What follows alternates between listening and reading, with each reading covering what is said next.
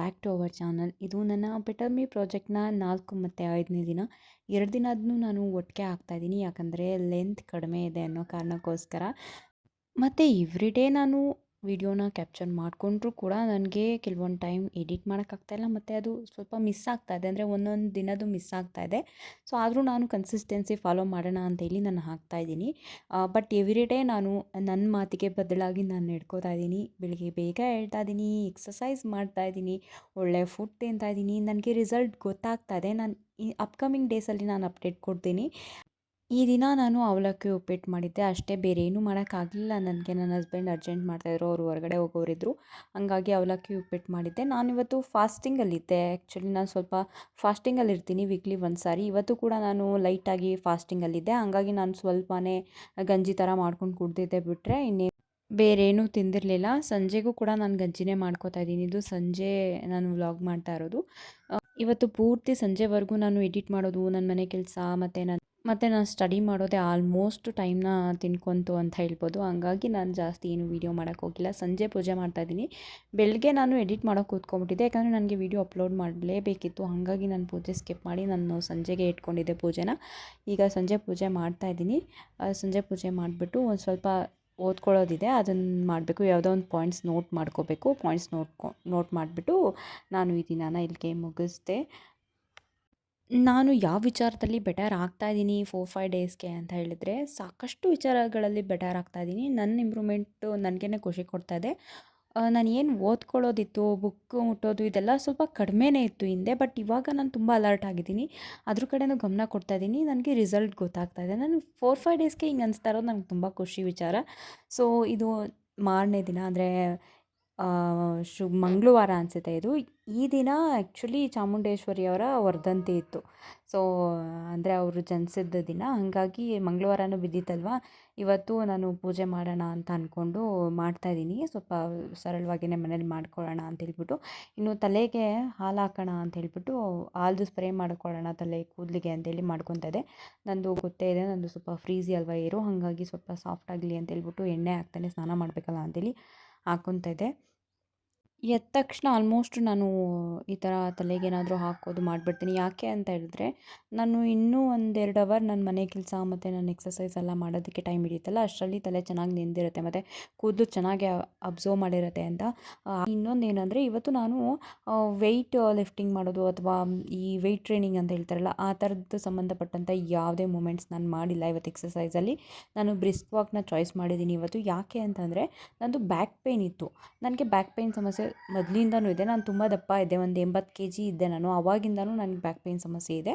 So ನನಗೇನಾಗ್ಬಿಡುತ್ತೆ ಅಂತಂದರೆ, muscle ಸ್ವಲ್ಪ weak ಇರೋದ್ರಿಂದ ಅಲ್ಲಿ ನಾನು ವೆಯ್ಟ್ ಟ್ರೈನಿಂಗ್ ಮಾಡಿದಾಗ, ಆ ಥರದ್ದು ಏನಾದರೂ ಎಕ್ಸಸೈಸ್ ಮಾಡಿದಾಗ, ಸ್ಕ್ವಾಟ್ಸ್ ಮಾಡೋದು ಮತ್ತು ಜಾಸ್ತಿ ಲೆಗ್ಗೆ ವರ್ಕೌಟ್ ಮಾಡೋದು ಹಿಂಗೇನಾದ್ರು ಮಾಡಿದಾಗ ಬೆನ್ನೋವು ಮತ್ತೆ ಬಂದುಬಿಡುತ್ತೆ. ಬಟ್ ಫಸ್ಟ್ ಇದ್ದಷ್ಟು ಬರಲ್ಲ, ತುಂಬ ಕಂಟ್ರೋಲ್ ಆಗಿದೆ. ಬಟ್ ಮತ್ತೆ ಮರುಕಳಿಸ್ಬಿಡತ್ತೆ.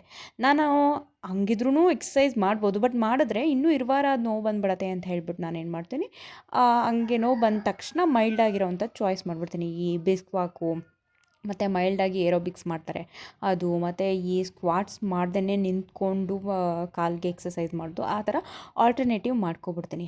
ಆವಾಗ ನನಗೆ ಅಷ್ಟು ಪ್ರಾಬ್ಲಮ್ ಆಗೋದಿಲ್ಲ. ಅದು ಬೆನ್ನೋವು ಕಡಿಮೆ ಆದಮೇಲೆ ಮತ್ತೆ ನಾನು ವೆಯ್ಟ್ ಟ್ರೈನಿಂಗ್ ಮಾಡ್ತೀನಿ. ಕಂಪಲ್ಸರಿಯಾಗಿ ತೂಕ ಎತ್ತುವಂಥ ಎಕ್ಸಸೈಸ್ ಮಾಡಲೇಬೇಕು ನಾನು, ಯಾಕಂದರೆ ಮಸಲ್ಸ್ ಎಲ್ಲ ಸ್ಟಿಫಾಗಿ ಕೂರಿಸ್ಕೊಳ್ಳೋಕ್ಕೆ ಮತ್ತು ಮಸಲ್ಸ್ ಬಿಲ್ಡ್ ಮಾಡೋಕ್ಕೆ ನಾನು ಅದು ಮಾಡಲೇಬೇಕಾಗುತ್ತೆ. ಇಲ್ಲಾಂದರೆ ಮಸಲ್ಸ್ ಕೂರಲ್ಲ. ಬ್ಯಾಕ್ ಪೇಯ್ನ್ ಇರೋರು ತುಂಬ ಜನ ಮಾಡೋ ತಪ್ಪೇನು ಗೊತ್ತಾ? ನೋವಿನ ಮಾತ್ರೆ ತಿನ್ನೋದು ಒಂದು, ಮತ್ತು ಡಾಕ್ಟ್ರು ರೆಸ್ಟ್ ಮಾಡಿ ಅಂತ ಹೇಳ್ತಾರೆ, ಹಂಗಂತ ಅಂದ್ಬಿಟ್ಟು ಬರೀ ರೆಸ್ಟಲ್ಲೇ ಇರೋದು, ವರ್ಕೌಟ್ ಮಾಡದೇ ಇರೋದು, ವಾಕಿಂಗ್ ಮಾಡದೇ ಇರೋದು, ತೂಕ ಕಡಿಮೆ ಮಾಡ್ಕೊಳ್ದೇ ಇರೋದು, ಮತ್ತು ಡಾಕ್ಟ್ರು ಆಪ್ರೇಷನ್ಗೆ ರೆಫರ್ ಮಾಡಿದ ತಕ್ಷಣ ನೀವು ಹ್ಞೂ ಅಂತ ಒಪ್ಕೊಂಡು ಆಪ್ರೇಷನ್ ಮಾಡಿಸ್ಕೊಳ್ಳೋದು, ಇದೇ ಮಾಡ್ತಾರೆ. ಬಟ್ ಮನೇಲಿ ಸಣ್ಣ ಆಗೋದು, ಮಸಲ್ಸ್ ಟೈಟ್ ಮಾಡ್ಕೊಳ್ಳೋದೇ ದೊಡ್ಡ ಪರಿಹಾರ, ಅದೇ ಬೆಸ್ಟ್ ಪರಿಹಾರ. ಅದಕ್ಕಿಂತ ಮೀರಿದ ಏನೇ ಮಾಡೋಕ್ಕೆ ಹೋದ್ರೂ ಅದು ನಿಮಗೆ ಪ್ರಾಬ್ಲಮೇನೆ. ಸೊಲ್ಯೂಷನ್ ಏನಂದರೆ, ಸಣ್ಣ ಆಗಬೇಕು, ಮಸಲ್ಸ್ನ ಬಿಲ್ಡ್ ಮಾಡ್ಕೋಬೇಕು, ನಿಮ್ಮ ಮಸಲ್ಸ್ನ ಸ್ಟ್ರಾಂಗ್ ಮಾಡ್ಕೋಬೇಕು ಅಷ್ಟೇ. ಅದಷ್ಟು ಬಿಟ್ಟರೆ ಇನ್ನೇನೂ ಇಲ್ಲ ಸೊಲ್ಯೂಷನ್ ಅದು ಅಲ್ಲಿ. ಬಟ್ ಡಾಕ್ಟರ್ಸ್ಗೆ ಕೇಳಿ, ಅವರೇ ಹೇಳ್ತಾರೆ, ಅದಷ್ಟೇ ಅವ್ರು ಹೇಳೋದು, ಮಸಲ್ಸ್ ಟೈಟ್ ಮಾಡ್ಕೊಳ್ಳಿ, ಮಸಲ್ಸ್ ಸ್ಟಿಫ್ ಆಗಿರಬೇಕು, ಮಸಲ್ಸ್ ಚೆನ್ನಾಗಿದ್ದರೆ ಮಾತ್ರ ನಿಮಗೆ ಬೆನ್ನೋವು ಬರಲ್ಲ ಅಂತ. ಮಸಲ್ಸ್ ಸರಿ ಇಲ್ಲ, ಬೆನ್ನ ಹತ್ರ ಹೊಟ್ಟೆ ಹತ್ರ ನಿಮಗೆ ಮಸಲ್ಸ್ ಬದಲು ಫ್ಯಾಟೇ ಜಾಸ್ತಿ ಇದೆ ಅಂತಂದರೆ ಬೆನ್ನೋವು ಪಕ್ಕಾ ಬರುತ್ತೆ. ಮತ್ತು ಲೇಡೀಸಲ್ಲಿ ತಪ್ಪು ತಿಳಿವಳಿಕೆ ಏನಿದೆ ಗೊತ್ತಾ? ಬ್ಯಾಕ್ ಪೇಯ್ನ್ ಬಂದ ತಕ್ಷಣ ಅವ್ರು ಏನು ಅಂದ್ಕೊಂಬಿಡ್ತಾರೆ, ಓ ಬಾಣಂತನ ಚೆನ್ನಾಗಿ ಮಾಡಿಸ್ಕೊಂಡಿಲ್ಲ ನಾನು, ನನಗೆ ಸಿಸೇರಿಯನ್ ಆಗಿದೆ ಅದಕ್ಕೆ ನಂಗೆ ಬ್ಯಾಕ್ ಪೇಯ್ನ್ ಬಂದಿದೆ, ಮತ್ತು ನಾನು ಫಸ್ಟ್ ಪೀರಿಯಡ್ ಆದಾಗ ನಮ್ಮ ಮನೇಲಿ ಸರಿಯಾಗಿ ಬಾಣಂತನ ಮಾಡಿಲ್ಲ ಅದಕ್ಕೆ ನನಗೆ ಬ್ಯಾಕ್ ಪೇಯ್ನ್ ಬಂದಿದೆ. ಅದೆಲ್ಲ ಮಿತ್ತು, ಅದೆಲ್ಲ ದೊಡ್ಡ ಸುಳ್ಳು. ಅದನ್ನ ಇನ್ನೂ ನಂಬ್ಕೊಂಡಿದ್ದೀರಲ್ವಾ, ಅದು ದೊಡ್ಡ ಮೂರ್ಖತನ. ಬೆನ್ನನ್ನು ಸ್ನಾಯುಗಳನ್ನ ಸ್ಟ್ರಾಂಗ್ ಮಾಡ್ಕೋಬೇಕು. ಹೆಂಗೆ ಸ್ಟ್ರಾಂಗ್ ಮಾಡ್ಕೋಬೇಕು ಅಂದರೆ ಪ್ರೋಟೀನ್ ಯುಕ್ತ ಆಹಾರ ತಿನ್ನಬೇಕು ಮತ್ತು ಎಕ್ಸಸೈಸ್ ಮಾಡಬೇಕು ಅಷ್ಟೇ. ಪ್ರೋಟೀನ್ ತಿನ್ನಿ, ಎಕ್ಸಸೈಸ್ ಮಾಡಿ, ಎಕ್ಸ್ಪೆಷಲಿ ಬೆನ್ನಿಗೆ ಆದಂಥ ಸಪ್ರೇಟ್ ಎಕ್ಸಸೈಸ್ ಇದೆ, ಅದನ್ನೇ ಮಾಡಿ. ನಿಮಗೆ ಯಾವ ಬ್ಯಾಕ್ ಪೇಯ್ನೂ ಇರೋದಿಲ್ಲ. ಪ್ರೋಟೀನ್ ತಿನ್ನಿ ಅಂದ ತಕ್ಷಣ ಏನೋ ಪ್ರೋಟೀನ್ ಪೌಡರ್ ತಿನ್ನಿ ಅಂತ ನಾನು ಹೇಳ್ತಲ್ಲ. ಪ್ರೋಟೀನ್ ಅಂದರೆ ಮೊಟ್ಟೆ, ಕಾಳುಗಳು, ಇದರಲ್ಲೇ ಪ್ರೋಟೀನ್ ಇರುತ್ತೆ. ಕಡಲೆಕಾಳು, ಹೆಸರು ಕಾಳು, ಇದರಲ್ಲೆಲ್ಲ ಪ್ರೋಟೀನ್ ಇರುತ್ತೆ. ನೀವು ಅಬ್ಸರ್ವ್ ಮಾಡಿದ್ದೀರಾ, ನನ್ನ ಪ್ರತಿಯೊಂದು ಮೀಲಲ್ಲೂ ನಾನು ಮೊಟ್ಟೆ ಆ್ಯಡ್ ಮಾಡಿರ್ತೀನಿ ಇದೇ ಕಾರಣಕ್ಕೆ. ಯಾಕೆ ಅಂತ ಹೇಳಿದ್ರೆ, ನನಗೆ ಬ್ಯಾಕ್ ಪೇಯ್ನ್ ಇರೋದ್ರಿಂದ ನನಗೆ ವಿಟಮಿನ್ ಡಿ ಬೇಕು, ಮತ್ತು B12 ಬೇಕು, ಹಂಗಾಗಿ ಮತ್ತು ಪ್ರೋಟೀನೂ ಬೇಕು. ಹಂಗಾಗಿ ನಾನು ಎವ್ರಿಡೇ ಮೊಟ್ಟೆ ಕನ್ಸ್ಯೂಮ್ ಮಾಡ್ತೀನಿ. ಎರಡೆರಡು ತಿಂದೇ ತಿಂತೀನಿ, ಯಾಕಂದರೆ ನನಗೆ ಆ ಪ್ರಾಬ್ಲಮ್ ಇರೋದ್ರಿಂದ. ಹಂಗೆ ನಿಮಗೆ ನಿಮ್ಮ ಬಾಡಿನ ಅಬ್ಸರ್ವ್ ಮಾಡ್ಕೊಂಡು, ನಿಮ್ಗೆ ಏನು ಪ್ರಾಬ್ಲಮ್ ಇದೆ, ನಿಮಗೆ ಏನು ಕಡಿಮೆ ಇದೆ, ಅದೆಲ್ಲ ನೀವೇ ಕಂಡುಹಿಡ್ಕೊಂಡು ನೀವೇ ಸೊಲ್ಯೂಷನ್ ಹುಡ್ಕೋಬೇಕು. ಇಲ್ಲಾಂದರೆ ಯಾರು ಅಬ್ಸರ್ವ್ ಮಾಡ್ತಾರೆ ಹೇಳಿ? ನಿಮ್ಮನ್ನು ನೀವೇ ಅರ್ಥ ಮಾಡ್ಕೋಬೇಕಲ್ವಾ? ನಿಮ್ಮ ಬಾಡಿ ನೀವೇ ಚೆಕ್ ಮಾಡ್ಕೋಬೇಕು. ಈ ಕಡೆ ಪೂಜೆಗೆ ಎಲ್ಲ ವ್ಯವಸ್ಥೆ ಮಾಡ್ಕೋತಿದ್ದೀನಿ. ಪೂಜೆ ಮಾಡೋದು ಸ್ವಲ್ಪ ಲೇಟೇ ಆಗೋಯಿತು. ಎಕ್ಸಸೈಸ್ ಎದ್ದು ಮಾಡೋದ್ರಿಂದ ನಾನು 1.5 ಗಂಟೆ ಟೈಮ್ ಎಕ್ಸಸೈಸ್ ಮಾಡ್ತಾಯಿದ್ದೀನಿ ಇವಾಗ. ಹಂಗಾಗಿ ನನಗೆ ಸ್ವಲ್ಪ ಟೈಮೇ ಆಗೋಗ್ಬಿಡುತ್ತೆ, ಏನೂ ಮಾಡೋಕ್ಕಾಗಲ್ಲ. ಓಕೆ, ನಾನಿವಾಗ ಎಲ್ಲ ನೀಟ್ ಮಾಡಿ ಬಾಗಿಲಿಗೆಲ್ಲ ಅರಿಶಿನ ಕುಂಕುಮ ಎಲ್ಲ ಇಟ್ಬಿಟ್ಟು, ದೇವ್ರ ಮನೆ ಕೂಡ ರೆಡಿ ಮಾಡಿಬಿಟ್ಟು, ಹೂವೆಲ್ಲ ರೆಡಿ ಮಾಡಿಕೊಂಡು ಇವಾಗ ಪೂಜೆ ಮಾಡೋಕ್ಕೆ ಹೋಗ್ತಾಯಿದ್ದೀನಿ. ಮತ್ತು ಇನ್ನೊಂದು, ಇವತ್ತು ಮಂಗಳವಾರ ಅಮ್ಮನವರ ವರ್ಧಂತಿ ಇತ್ತು. ಇವತ್ತು ನಾನು ಲಲಿತಾ ಸಹಸ್ರನಾಮ ಪಠಣೆ ಕಂಪಲ್ಸರಿ ಮಾಡಲೇಬೇಕಾಗಿತ್ತು. ಸೊ ನನಗೆ ಟೈಮ್ ಇವತ್ತು ಜಾಸ್ತಿನೇ ಆಯಿತು. ನಾನಿವತ್ತು ಸರಳವಾಗಿಯೇ ಪೂಜೆ ಇಟ್ಕೊಂಡಿದ್ದೆ. ಸಹಸ್ರನಾಮ ಪಠಿಸೋದು ಬಿಟ್ಟರೆ ಬಾಕಿ ಎಲ್ಲ ರೆಗ್ಯುಲರ್ ಪೂಜೆ ಥರನೇ ಮಾಡಿದ್ದೆ. ಎಕ್ಸ್ಟ್ರಾ ನಾನೇನು ಮಾಡೋಕ್ಕೆ ಹೋಗಲಿಲ್ಲ. ಜಸ್ಟು ಸಹಸ್ರನಾಮ ಪಠನೆ ಮಾಡಿದೆ ಅಷ್ಟೇ, ಇನ್ನೇನಿಲ್ಲ. ಮಾಮೂಲಿ ಎಂದಿನಂತೆ ರೆಗ್ಯುಲರ್ ವಾರದ ದಿನದಲ್ಲಿ ನಾನು ಯಾವ ರೀತಿ ಪೂಜೆ ಮಾಡ್ತೀನೋ ಅದೇ ರೀತಿ ಪೂಜೆ ಮಾಡಿರೋದು.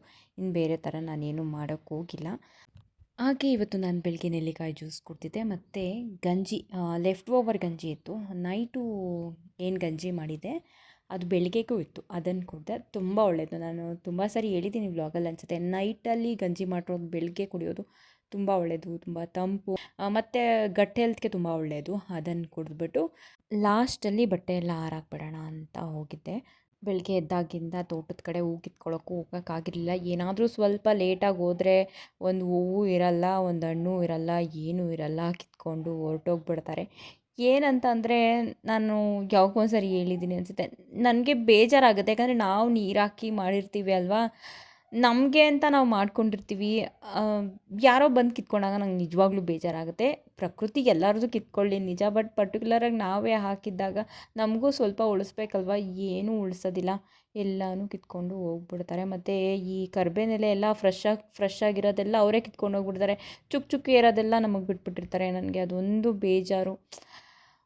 ಏನು ಮಾಡ್ತೀರಾ, ನಮ್ಮ ಹಳ್ಳೀಲಿ ಬಾಯಿಗೆ ಬಂದಂಗೆ ಬೈತಾರೆ ವಯಸ್ಸಾಗಿರೋರು. ಬಟ್ ನನಗೆ ಹಂಗೆ ಬೈಯೋಕ್ಕಾಗಲ್ಲ. ನಾನು ಆ ಥರ ಕ್ಯಾರೆಕ್ಟ್ರ್ ಇರೋಳು ಅಲ್ಲ. ಜಗಳ ಆಡ್ತೀನಿ, ಇಲ್ಲ ಅಂತಲ್ಲ, ಬಟ್ ಜಗ್ಳಕ್ಕೆ ಕಾಲು ಕೆರ್ಕೊಂಡು ಬಂದರೆ ಬಿಡಲ್ಲ, ಜಗಳ ಆಡ್ತೀನಿ. ಇಲ್ಲದೇ ಇದ್ದರೆ ನಾನು ಜಗಳಕ್ಕೆ ಹೋಗಲ್ಲ. ಏನು ಮಾಡೋಕ್ಕಾಗಲ್ಲ ಅಂತ ಹೇಳ್ಬಿಟ್ಟು ಬಂದ್ಬಿಟ್ಟು ಮನೆಗೀಗ ಅಡುಗೆ ಮಾಡ್ತಾಯಿದ್ದೀನಿ. ಬೀಟ್ರೋಟ್ ಪಲ್ಯ, ಮೊಟ್ಟೆ, ಟೊಮೊಟೊ ಗೊಜ್ಜು, ಮುದ್ದೆ, ಅನ್ನ ಎಲ್ಲ ಮಾಡಿದ್ದೆ. ಟೊಮೊಟೊ ಗೊಜ್ಜು ಮಾಡೋ ಪ್ಲ್ಯಾನ್ ಇರಲಿಲ್ಲ. ಮಸಾಲೆ ಎಲ್ಲ ರೆಡಿ ಮಾಡ್ಕೊತಾ ಇದ್ದೆ, ಏನೋ ಬೇರೆ ಮಾಡೋಣ ಅಂತ. ಅಲ್ಲಿ ನೋಡಿದ್ರೆ ಮಿಕ್ಸಿ ಹಾಳಾಗೋಗ್ಬಿಟ್ಟಿದೆ. ನಂಗೆ ಗೊತ್ತೇ ಇಲ್ಲ. ನಾನು ರಾತ್ರಿ ಮಲಗಿದ ಮೇಲೆ ನಮ್ಮ ಸಿಂಹ ಬಂದಿದ್ದಾನೆ, ನಮ್ಮ ಮಾವನ ಮಗ, ಖಾರ ಏನೋ ರುಬ್ಕೊಳ್ಳೋಕ್ಕೆ. ನನ್ನ ಹಸ್ಬೆಂಡ್ ಆಡಿಸ್ಕೊಟ್ಟಿದ್ದಾರೆ. ಆ ಟೈಮಲ್ಲಿ ಏನೋ ಮಿಸ್ಟೇಕಾಗಿ ಕೆಟ್ಟೋಗ್ಬಿಟ್ಟಿದೆ. ನಾನು ಬೇಗ ಮಲ್ಕೋತೀನಲ್ವ, ನನಗೆ ಗೊತ್ತಿಲ್ಲ. ಬೆಳಗ್ಗೆ ಎದ್ದು ಆನ್ ಮಾಡ್ತೀನಿ, ಆನೇ ಆಗ್ತಾಯಿಲ್ಲ. ಹಾಗಾಗಿ ಇನ್ನೇನು ಲಾಸ್ಟ್ ಆಪ್ಷನ್ನು ಟೊಮೊಟೊ ಗೊಜ್ಜನ್ನೇ ಮಾಡಿದ್ದೆ. ಬಟ್ ತುಂಬ ಚೆನ್ನಾಗಿ ಬಂದಿತ್ತು. ಇವತ್ತು ನಾನು ಹೆಲ್ದಿಯಾಗಿರೋದೇ ತಿಂದೆ. ಮತ್ತು ನಂದು OMAD ಆಬ್ವಿಯಸ್ಲಿ ನನ್ನ ಡಯಟು ಇದಾಗಿತ್ತು. ವ್ಲಾಗ್ನ ನಾನು ಇಲ್ಲಿಗೆ ಎಂಡ್ ಮಾಡ್ತಾಯಿದ್ದೀನಿ. ಮತ್ತೊಂದು ವ್ಲಾಗ್ ಜೊತೆ ಸಿಗ್ತೀನಿ ಅಂತ ಹೇಳ್ತಾ, ಥ್ಯಾಂಕ್ಸ್ ಫಾರ್ ವಾಚಿಂಗ್. ಯಾರಾದರೂ ಸಬ್ಸ್ಕ್ರೈಬ್ ಮಾಡದೆ ನನ್ನ ಚಾನಲ್ನ ನೋಡ್ತಾ ಇದ್ದರೆ ದಯವಿಟ್ಟು ಸಬ್ಸ್ಕ್ರೈಬ್ ಮಾಡಿ ಅಂತ ಕೇಳ್ಕೊತೀನಿ. ಯಾರೆಲ್ಲ ಸಬ್ಸ್ಕ್ರೈಬ್ ಮಾಡಿದ್ದೀರಾ ಅವ್ರಿಗೆಲ್ಲ ತುಂಬ ಥ್ಯಾಂಕ್ಸ್.